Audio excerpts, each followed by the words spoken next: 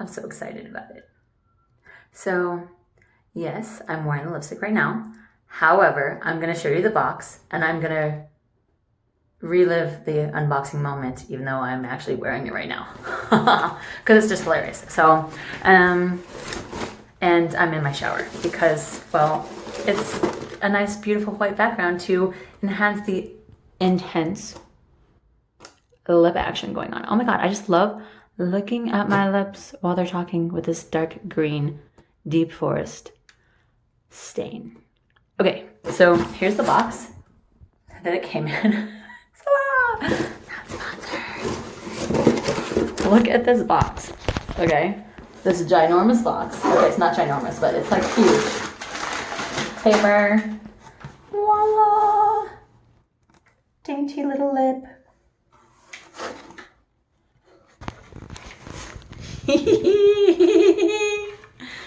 This is like so gorgeous on me. All right, let me try that again.